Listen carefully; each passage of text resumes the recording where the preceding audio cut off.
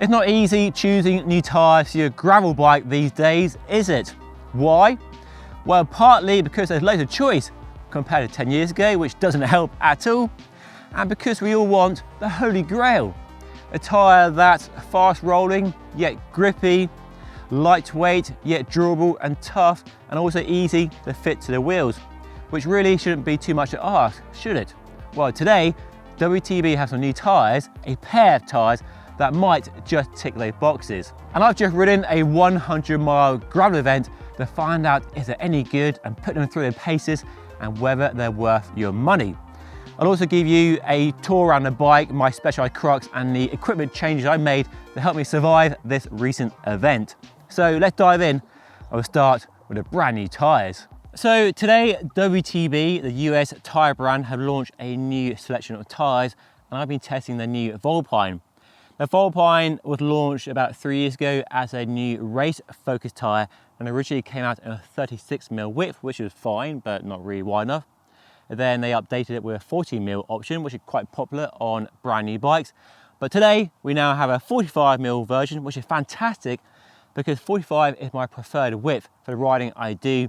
For the extra cushioning, comfort and traction the wider tyre offers, with no real, for me at least, downside in terms of performance, speed or weight. And on the back we had the brand new Vulpine S, and I guess S stands for speed or slick because the middle section here is slick, and it is a bit like the Specialized Pathfinder if we're honest, which is no bad thing as that is a very popular tyre.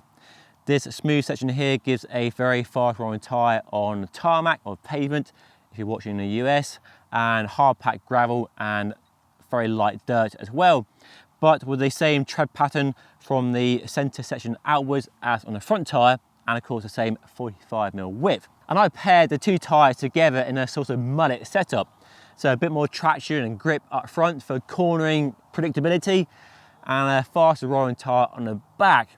And for the event I've just done, which combined lots of US style gravel, so big, fast flowing gravel sections, that rear tyre definitely gave a good sense of speed and low roll resistance.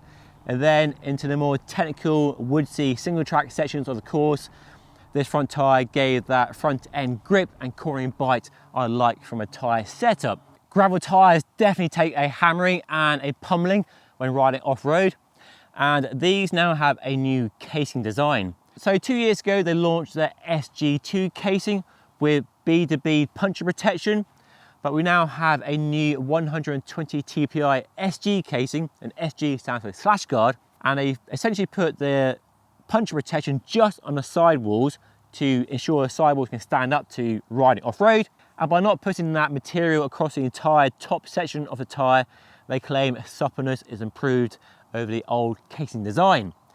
But hard to comment on suppleness, having not ridden the Vulpine in a 45 before, only a 40 and 36. And riding off-road, suppleness is a very tricky thing to assess indeed. But ride quality is very good compared to other 45 tyres I've ridden from Pirelli, Reinhurst on these wheels and this bike. No real qualms about that aspect of the performance yet. And despite riding through some very tough trails and definitely smashing the rim into the rocks on a few occasions with that telltale impact sound you get, I had no punctures, there's no damage to the tyres, the sidewalls have no slashes or marks, the tread is all in good shape and the rims are still in one piece. So far, based on one big outing, they've shown no sign of distress or lack of ability to handle extreme riding, but first impressions only, and I'll keep riding them for the next few months and really deliver a long-term verdict on their durability in that sort of time frame. Installation was very easy with these tyres. I installed them with no real issues or hassle using my track pump with a tubeless inflator chamber. So I pressurized that to 140 psi, released the air, and the tyre popped up onto the rim with a few snaps and bangs, and that's it. No drama. No tricks needed to get the tyres inflated on these zip rims at all. And air retention is excellent as well. No real air loss after a few days of leaving the tyres in the garage to settle.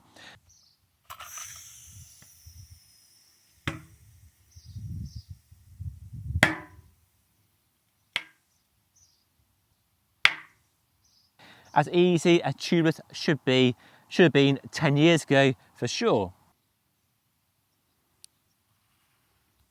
So are they worth buying then? Well, on first impression, based on a big chunky 100-mile gravel ride, I would say yes.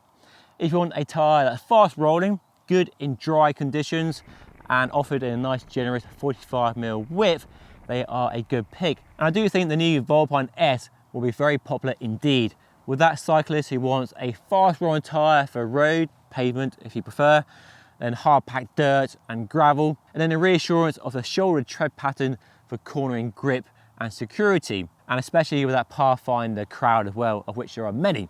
So a good pair of tyres that didn't let me down or disappoint me in 100 miles of gravel riding. So tyres, we've done that. Let me now show you around my Crux and some of the choices I made here to get me around that 100-mile gravel event.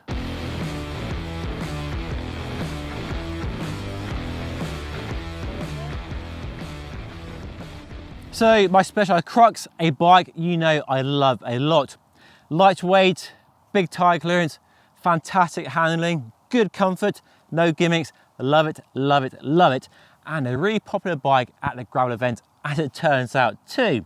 I still have the SRAM Explore axis gearing, so 1044 in the back and a 40 in the front, and mostly all good. There were a few steep climbs when I wish I had a bigger cassette on the back, like a 48 or a 52 perhaps. I was riding with a guy towards the end with a 52 and I was very, very jealous and envious of his bigger gearing on some of the last few climbs where my legs were just about in bits. For the first 2 hours I was averaging between 20 and 23 miles per hour, so I love the aero benefits of the wheels, and the inner width is very wide too, 25mm, so good foundation, a good base for these wide tyres, running low pressures about 25, 22, 23 in the front, so super low pressures. And as I said earlier, there were a few times when I dinged the rims on rocks, but I had no punctures and the rims are still in one piece. The big change I made to the bike was this, a Cane Creek suspension seat post, because I'm getting on a bit now and my back is a bit dicky from time to time, and because it's quite rough when you're riding off-road, so having a seat post gave me more comfort and meant my back wasn't in bits towards the end of the ride. But it's also a performance benefit because you're riding a rough gravel and the bike is bouncing around and your body bouncing around on a saddle. Having a seat post allows you to stay firmly in the saddle and stay on the gas, on the pedals, and power through those rough sections where normally you might have to stop pedaling and lift yourself off the saddle to not take all the jarring impacts. And it's only a small amount of travel, not a lot, and you don't really feel it working, but you do feel the lack of jarring impacts and vibrations coming through the saddle. And then for the saddle, I've gone for the Ergon All-Road, which I'm a big fan of. Nice broad base, very comfy for 7 hours in the saddle. And we have this special material here between the base and the foam upper, which gives more vibration damping. So the combination of the big tyres, that seat post, and that saddle means a really smooth ride. I mean, it's all relative, it's still rough, and you're still getting bounced around, but a lot less jarring than a regular seat post and a normal firm saddle. And then the other important thing for a 100-mile ride is nutrition.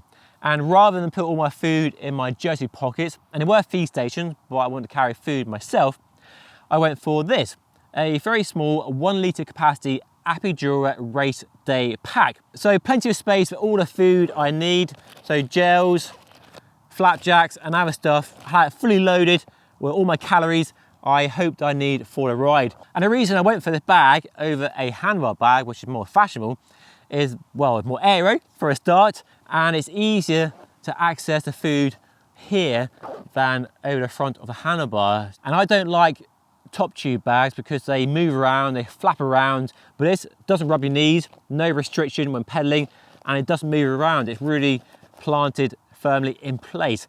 So that I can highly recommend. Very, very happy with that indeed. And then for my tools, so inner tubes, multi-tools and other bits and bobs, I had a saddlebag here, which is not there right now, but I had a saddlebag there, trust me. And then up front for navigation, following the route and power and heart rate, I used the new Hamhead Crew 3, which is really good so far in early testing.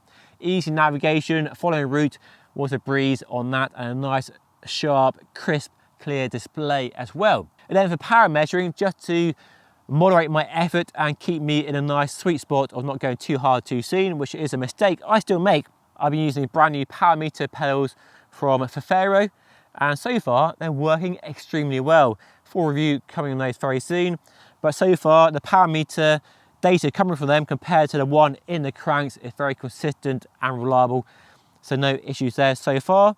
And then lastly, a pump on the frame underneath the water bottle cage, which I prefer.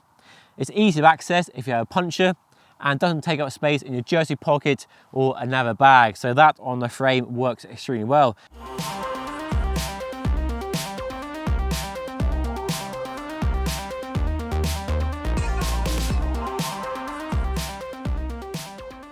So to sum up, these are very impressive tyres if you want a high-speed, fast-rolling tyre for hard-packed gravel and dry conditions, yet are pretty lightweight, durable, and don't cost a fortune.